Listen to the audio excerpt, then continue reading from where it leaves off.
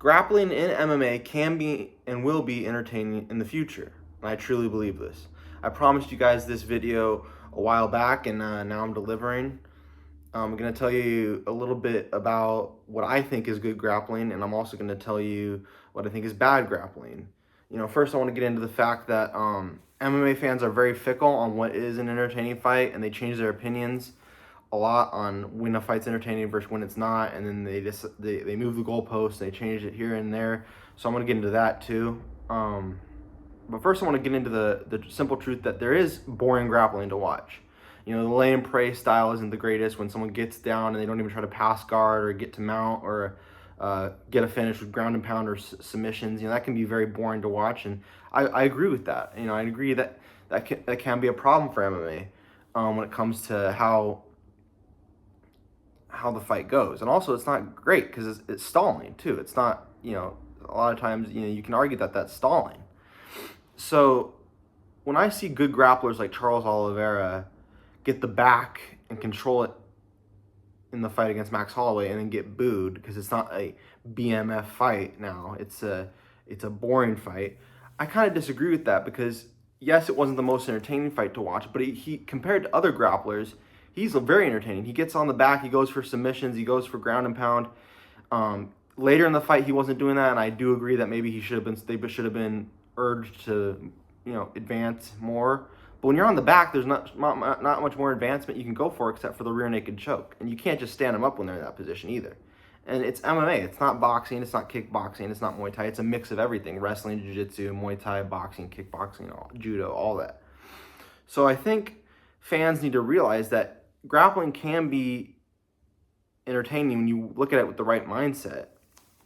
Also, I do believe Charles Oliveira got a bad rap for that fight because he's given us so many entertaining striking battles, and on the feet in that fight, he outlanded Max Holloway.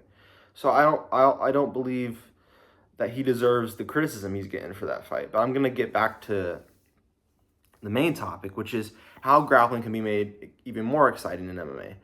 I think they need to focus on signing grapplers who like to get the fight to the ground and smash people with elbows and punches and chokes. Now, yes, they need to focus on getting the best fighters, period.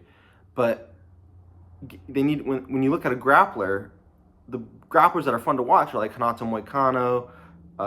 Even Khabib was more entertaining than most grapplers with his striking on the ground and the going for submissions.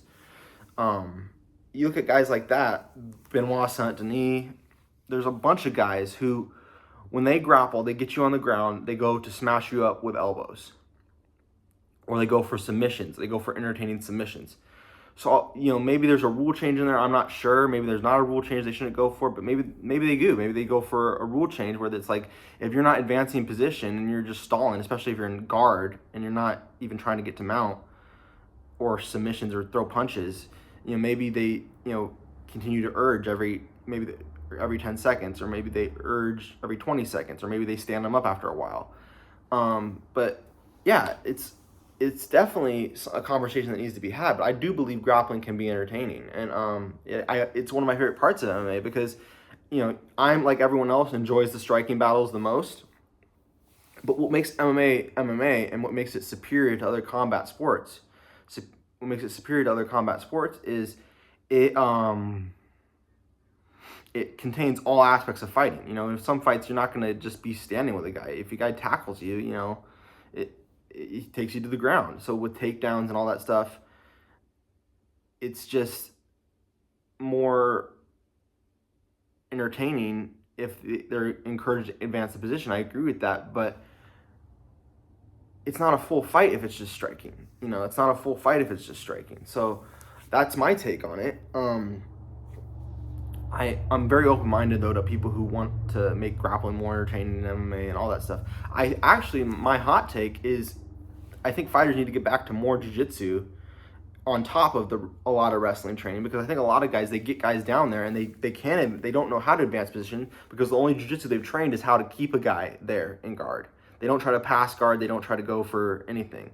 So I think there needs to be more of an emphasis on, yes, you train wrestling the most or a lot, but you also need to train a lot of jiu-jitsu because the rule changes, whether they do come or not come soon, I do believe, with pressure from the fan base, the rule changes will come eventually, and it will force you to advance position. It will force you to know how to go for submissions. It will force you to know how to know different positions instead of just guard and half guard, guard and half guard, guard and half guard, or side control mount, side control. You got to learn how to flow. So that's another thing that can be brought in. But I want to get back to the Charles Oliveira thing because he's given us so many entertaining fights with grappling, without grappling.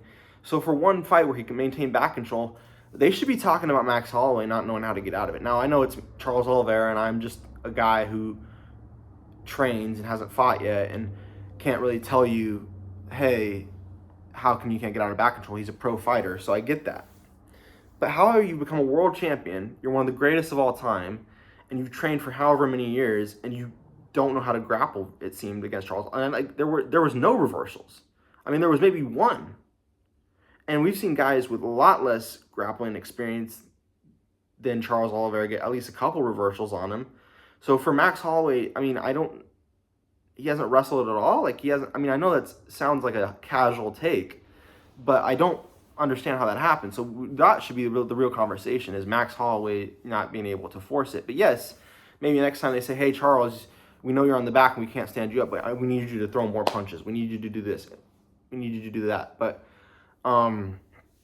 yeah, overall, it was a great performance. I think it was a month ago by Charles, and I think fans are casuals sometimes, and they you don't have to pretend it's the most exciting thing in the world, but the criticism over and over again about certain fights sometimes annoys me.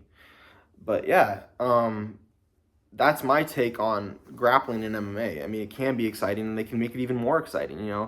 Islam Makhachev sometimes does have a very exciting style with grappling where he goes for submissions and he goes for ground and pound. His last fight with Jack Del Maddalena, I think maybe he could have been pushed to advance from half guard a little bit more. Part of it is Jack Del Maddalena not really doing anything from the bottom. Part of it is Charles Oliveira, Islam Makhachev, all the grapplers in the UFC, they need to advance position more often. So when Jack Del Maddalena fought Islam Makhachev, maybe they could have urged Islam Makhachev, hey, you need to advance position, you need to take some risks. Or we're going to stand you up. Because he was just in half guard the whole time. All loved Islam Makhachev, though. He's a great fighter. I respect his fighting. I just think, maybe he needs to tune it up a little bit more on the ground. Maybe he probably will in his next fight. I'm not hating on him. But anyway, then there's guys like Khamzat Chimaev, who great fighter, and we've seen him do it in the past. We've seen him be aggressive on the ground, and I think he will because he'll be motivated against Sean Strickland to do it. But against DDP, it was just crucifix, and most guys finish fights from there. But it was like he didn't want to, because I don't think he couldn't. I think he was trying to prove a point with his cardio, but I don't think he needed to do that. I think he needed to make it entertaining and finish. If you want to be really remembered nowadays, because of the casual fans, I don't necessarily agree with that, but if you want to be remembered, you got to go for the finish. Anyway, sorry for not having this video out earlier or sooner. Been dealing with some stuff, but just remember, all positivity on this channel. Thank you guys so much. Catch you on the next one.